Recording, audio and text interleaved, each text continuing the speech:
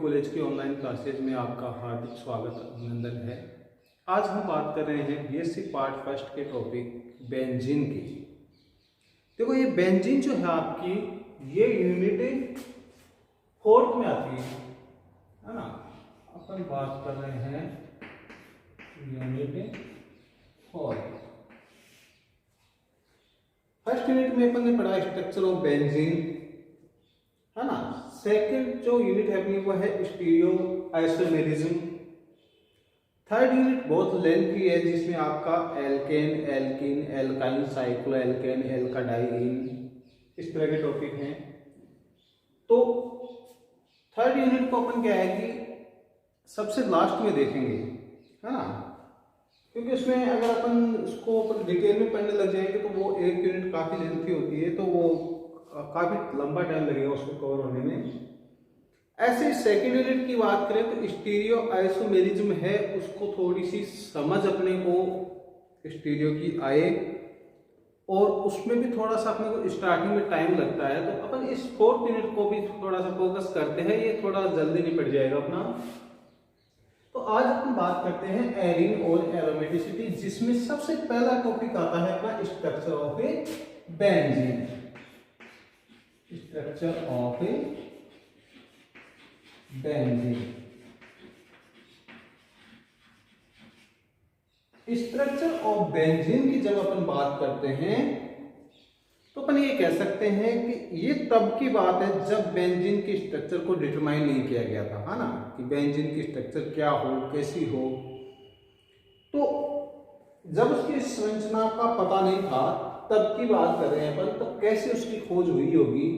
तो सबसे पहले उसने क्या किया, हालांकि देखो कंपाउंड पहले से मौजूद होते हैं, कोई भी कंपाउंड है वो पहले से मौजूद होता है ना, और उसकी स्ट्रक्चर बाद में, क्योंकि अपन को कंपाउंड तो कहाँ नेचर से प्राप्त होते हैं, प्लांट से प्राप्त कर सकते हैं अपन, है ना, एक्सट्रैक्ट के रूप में।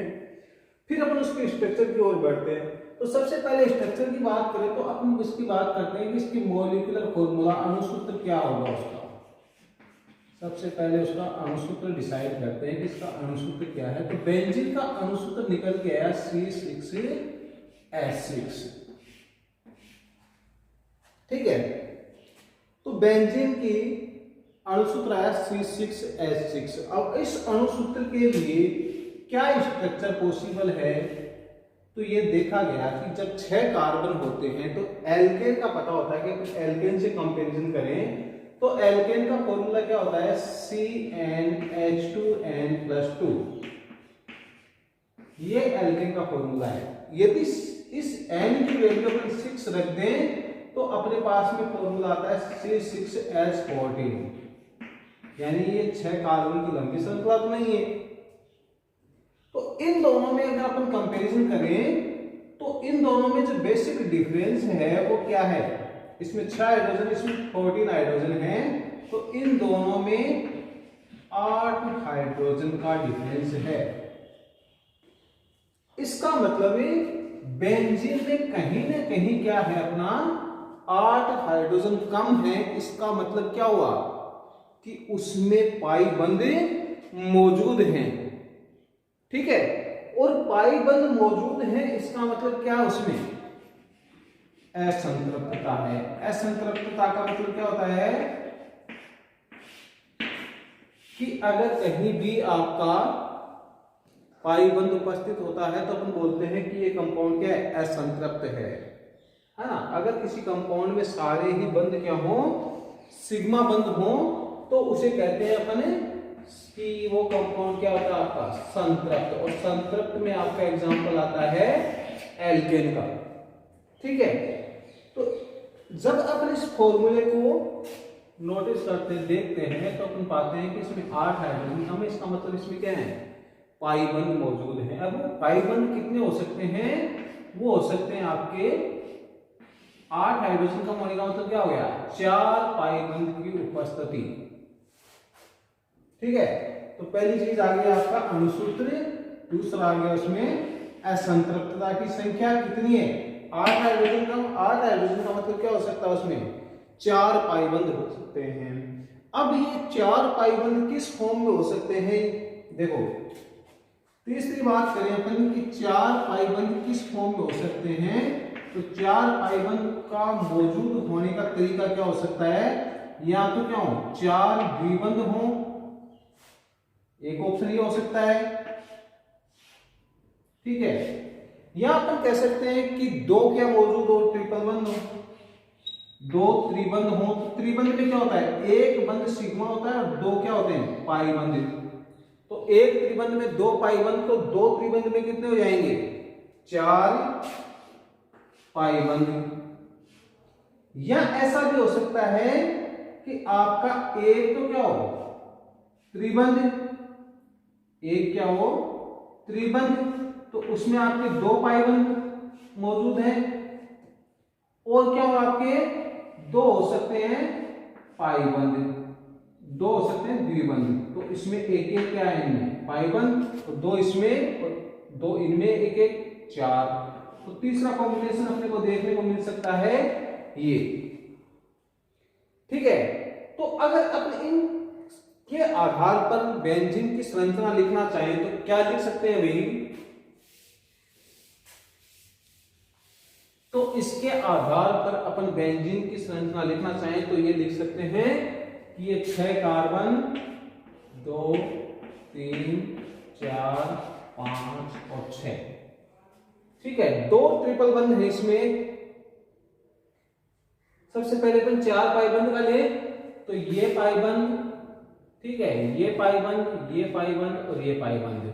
अब देखो इसको CH2, इसमें इसकी पूरी संयोजकता, इसमें एक हाइड्रोजन, इसमें एक हाइड्रोजन, इसकी पूरी है, इसमें दो हाइड्रोजन। देखो C6H6 हुआ कि नहीं हुआ, 6 कार्बन, 2 4 और 2 6 हाइड्रोजन।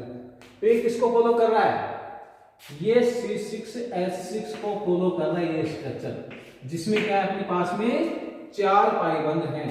तो पहली स्ट्रक्चर अपन ने इसकी तो लिख ली, ठीक है। अब लिखेंगे अपन दो ट्रिपल बंध की स्ट्रक्चर। तो जो दो त्रिबंध लिखेंगे अपन, तो क्या लिखेंगे अपन, ये मैंने लिख दिया त्रिबंध,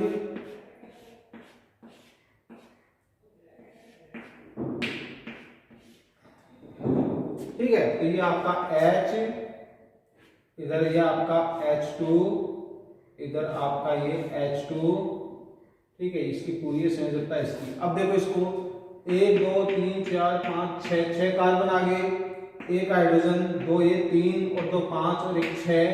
तो ये आपका C6H6 को फॉलो कर रहा है। इसमें क्या है, दो त्रिबंध है आपका, तो दूसरे नंबर की स्ट्रक्चर हो गई ये आपकी, ये पहले नंबर की, ये दूसरे नंबर की स्ट्रक्चर हो गई।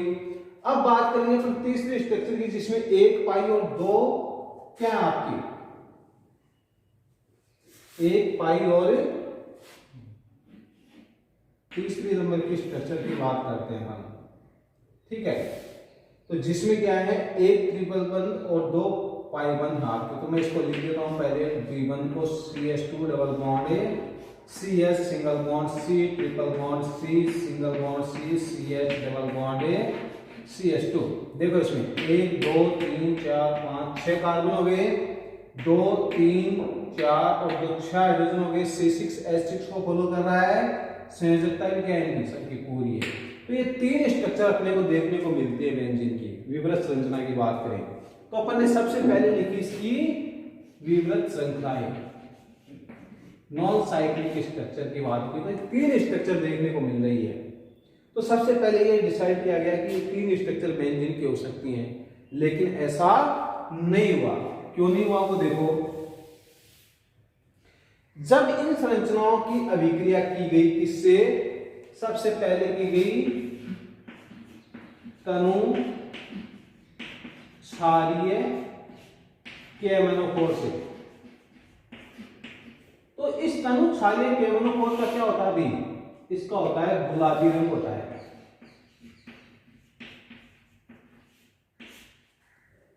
ठीक है। तो जब इन संरचनाओं की इससे अभिक्रिया की गई तो तनु क्षारीय केमनोफोर का गुलाबी रंग गायब हो गया, ठीक है। फिर जो बेंजीन का एक्सट्रैक्ट था, उससे जब बेंजीन की अभिक्रिया की गई तो उसमें क्षारीय जो आपका केमनोफोर है वो उससे कोई रिएक्शन नहीं करता, यानी उसके कलर पे कोई फर्क नहीं पड़ा। इसका मतलब है ये संरचनाएं इसके साथ में अभिक्रिया कर रही हैं। दूसरा उन्होंने क्या किया, ब्रोमीन द्रव Br2 in presence of CCl4, इसका कलर होता है ब्राउन। इससे जब इनकी अभिक्रिया की गई तो इन्होंने तो अभिक्रिया कर ली और इसका ब्राउन रंग गायब हो गया, लेकिन जब बेंजीन की इन्होंने क्रिया की तो बेंजीन पर ये क्रिया नहीं करते। इसका मतलब ये था कि इन स्ट्रक्चर और बेंजीन के स्ट्रक्चर में क्या है, अंतर है। तो अपन ये कह सकते हैं कि बेंजीन की असंतृप्तता और ये जो एलिफेटिक असंतृप्तता है, क्योंकि ये जो दोनों कंपाउंड था, दोनों रिएजेंट था आपके, वो किससे, एलिफेटिक असंतृप्तता से तो रिएक्शन कर सकते हैं,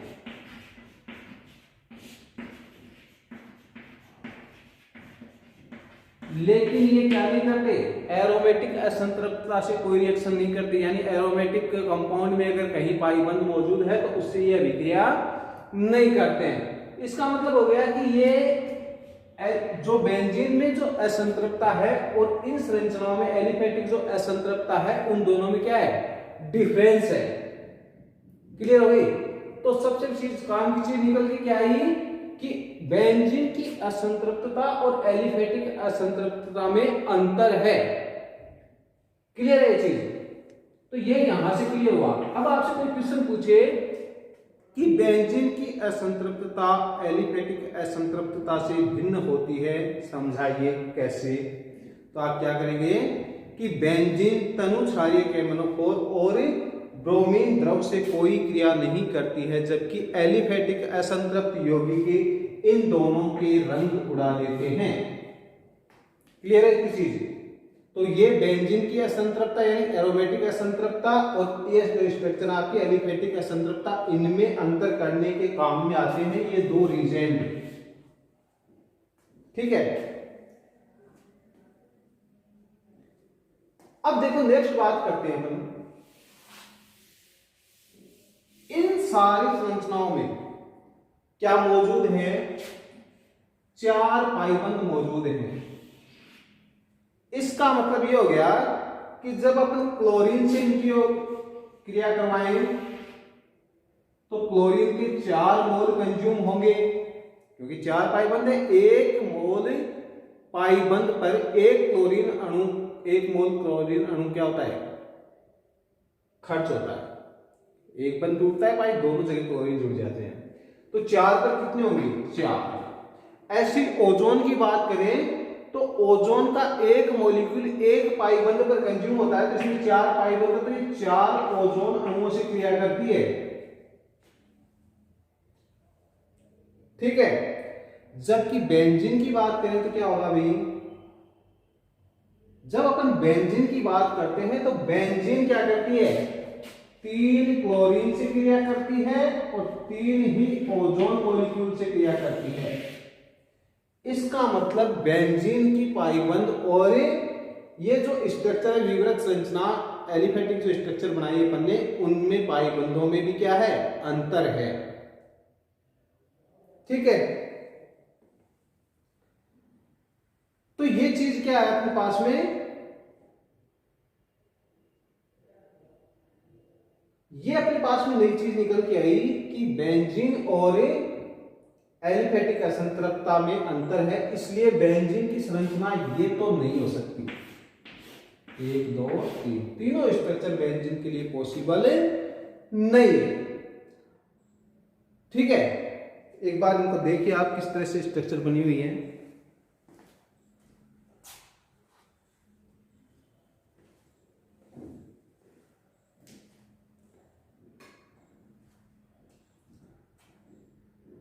अब अपन बात करते हैं कि इस विवृत संरचना को क्या कर दिया गया, नकार दिया गया। तो फिर क्या करें, फिर लिखी गई समवृत संरचनाएं, साइक्लिक स्ट्रक्चर की बात की गई। फिर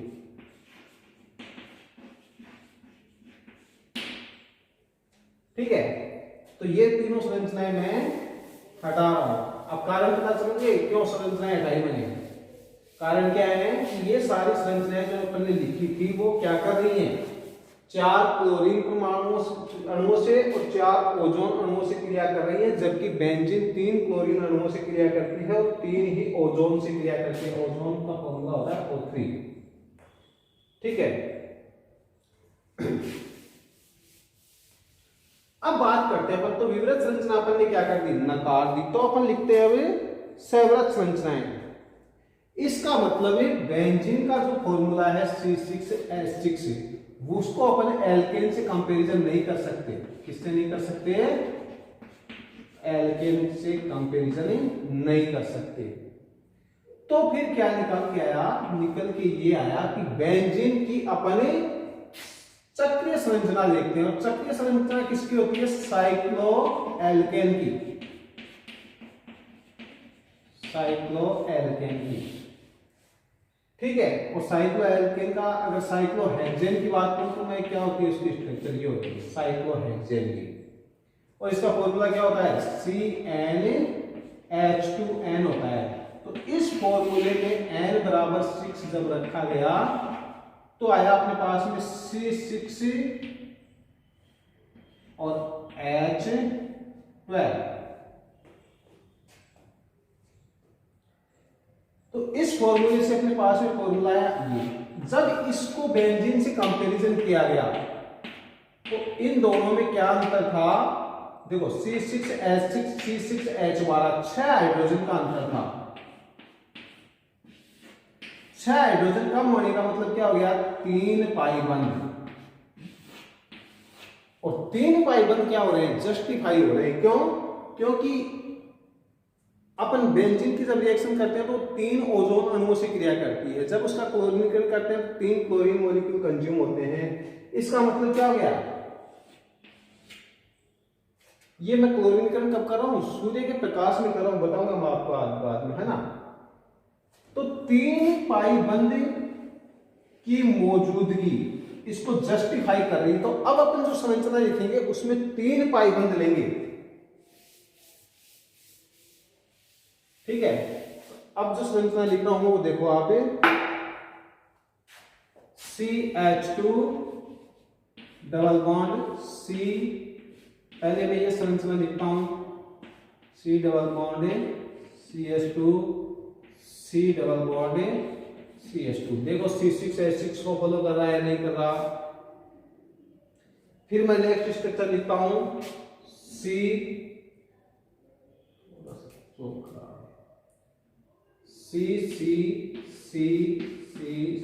double bond CH2 double bond CH2। ठीक है, अब देखो इसकी संरचना,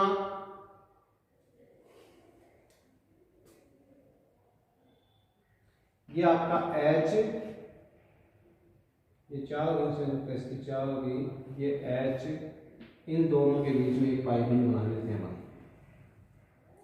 ठीक है, तो 3 एलिफेटिक संरचना बना ली थी अपन ने, विवृत संरचना वो तो अपने कैंसिल कर दी। अब संवृत संरचनाएं बना रही, 4 कार्बन की वलय बना ली, 5 कार्बन की वलय बनाओ, 1 2 3 4 5। ठीक है, इस पे लगा दो CH2, इस पे ये क्या हो गया आपका, एक हाइड्रोजन एक हाइड्रोजन एक हाइड्रोजन एक हाइड्रोजन, हो गया C6H6, 2 2 4 और 2 6। तो ये स्ट्रक्चर है। नंबर क्या हो गई आपकी, 3 तो वो बना ली थी अपने एलिफेटिक, 4th नंबर की स्ट्रक्चर ये, 5th नंबर की हो गई ये, 6th नंबर की हो गई ये। ठीक है, 2 स्ट्रक्चर और बनाने अपने को, 6 मेंबर भी बनाते हैं, CH CH CH CH CH CH, एक स्ट्रक्चर हो गई ये। ठीक है, इसको बोलेंगे अपने स्ट्रक्चर नंबर 7। एक स्ट्रक्चर क्या हो सकती है, CH CH CH double bond CH CH और ये CH। अब देखो इसमें डबल बॉन्ड की पोजीशन चेंज कर देता हूं,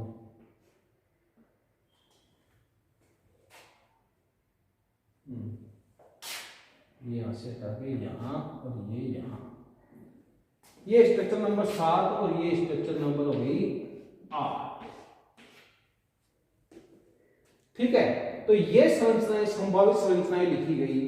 अब इनमें देखो, इन संरचनाओं को जब आप देखते हैं तो क्या पाते हैं, पहले इन संरचनाओं को देखो आराम से।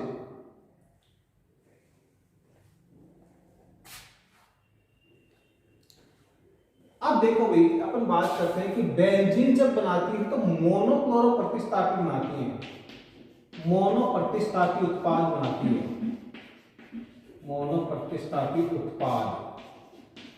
तो वो क्या होते हैं उसके बेंजीन के सारे एक ही प्रकार के होते हैं। अब बेंजीन पे देखो आप, इस पे चाहे आप क्लोरीन कहीं भी लगा लो, यहाँ लगा लो, चाहे यहाँ से हटा करके यहाँ लगा दो, क्लोरोबेंजीन है, सारी एक ही होंगी। इसको कहीं भी लगा लो, यहाँ लगा लोगे तो भी क्लोरोबेंजीन है, ये एक ही है, एक ही तरह की। तो मोनो प्रतिस्थापी उत्पाद क्या होते हैं, एक तरह के होते हैं। जबकि द्विप्रतिस्थापी की बात करें तो द्विप्रतिस्थापी उत्पाद क्या होते हैं बेंजीन के, द्विप्रतिस्थापी उत्पाद, द्विप्रतिस्थापी उत्पाद होते हैं बेंजीन के 3 प्रकार के।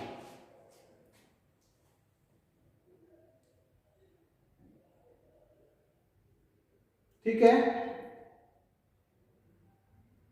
कैसे होते हैं, एक होता है ऑर्थो समावी, एक होता है मेटा समावी और एक होता है पैरा समावी, 3 प्रकार के होते हैं।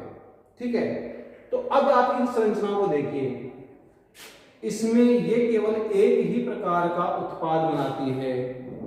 मोनो प्रतिस्थापी तो एक ही प्रकार का बनाएगी क्योंकि इसमें हाइड्रोजन क्या है, एक ही प्रकार के हैं। लेकिन द्विप्रतिस्थापी बनाएंगे आप, चाहे इसको आप यहां लगा दें, एक हाइड्रोजन को हटा के क्लोरीन, इसको लगा दें यहां, चाहे आप यहां से हटा के यहां लगा दें, एक ही बात होगी। तो ये द्विप्रतिस्थापी एक ही प्रकार का बनाती है। मोनो प्रतिस्थापी तो क्या करती है, ये जो संरचना है आपकी, ये मोनो प्रतिस्थापी तो एक ही प्रकार का बनाती है, ये तो इसको पूरा फॉलो करना ही है। लेकिन इसका द्विप्रतिस्थापी बनाएंगे तो वो द्विप्रतिस्थापी की भी क्या है, एक ही प्रकार का बन रहा है। जबकि बेंजीन में क्या बन रहे हैं, 3 प्रकार के द्विप्रतिस्थापी बनते हैं, ऑर्थो, मेटा एंड पैरा। वो इसमें पॉसिबल नहीं है। तो इस स्ट्रक्चर को क्या कर दिया गया, नकार दिया गया। ठीक है, नेक्स्ट स्ट्रक्चर की बात करते हैं।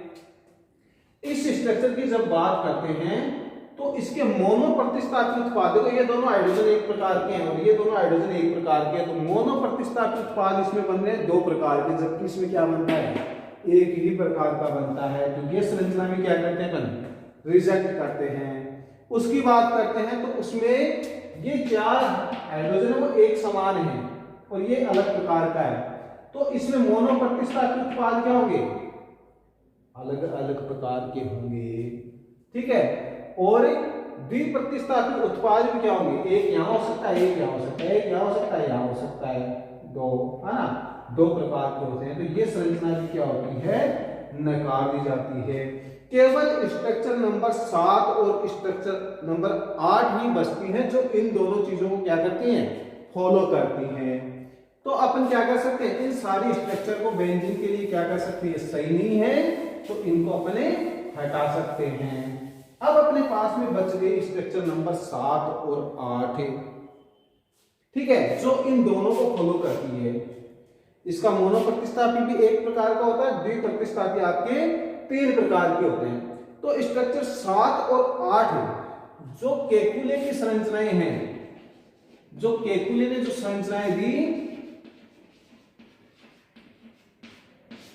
उसके समान हैं, यानी केकुले संरचनाएं और ये संरचनाएं क्या है, दोनों इक्वल हैं। इसलिए इन संरचनाओं को क्या मान लिया गया, इन संरचनाओं को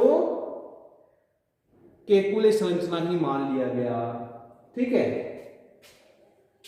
अब ये आपने कहानी भी सुनी होगी कि बेंजीन ने केकुले को एक सपना आया था, उसने क्या सपने में देखा कि सांप घूम रहे हैं स्ट्रक्चर में, है ना, उसने एक सांप ने अपनी ही पूंछ अपने मुंह में पकड़ लेता है, तो बेंजीन की स्ट्रक्चर का उसको ख्याल आया होगा, है ना। वो सारी चीजें क्या है, अफवाह होती हैं। क्योंकि केकुले ने अपनी इसमें जब उसके बारे में स्ट्रक्चर बताई उसने, तब उसने ये चीज का कोई क्लेरिफिकेशन नहीं था, उसको ऑथेंटिक भी नहीं माना गया था। मैंने भी काफी बार इस केकुले के बारे संदर्भ में काफी किताबों से पढ़ा, वो चीज सही नहीं था, वो एक किंवदंती है ना। तो ये केकुले संरचना के अकॉर्डिंग ये क्या है, संरचनाएं दोनों मौजूद हैं और केकुले संरचना। अब अपन बात करेंगे तो किसकी बात करेंगे, केकुले संरचना की, क्योंकि ये दोनों संरचनाएं और केकुले संरचना क्या होगी, इक्वल है दोनों, ठीक है। तो अब इन संरचनाओं को हम क्या मान सकते हैं कि ये संरचनाएं कौन सी हैं, केकुले संरचनाएं हैं। अब अपन इन संरचनाओं की बात करेंगे नेक्स्ट वीडियो में कि इसमें क्या कमियां हैं और उन कमियों को कैसे दूर किया गया, ठीक है। तो आगे अपन और इसमें तो यहाँ पर जो काम की चीजें थी वो केवल क्या थी अपने पास में, एक तो मैंने आपको एलिफेटिक असंतृप्तता और एरोमेटिक असंतृप्तता में डिफरेंस करने का तरीका बताया।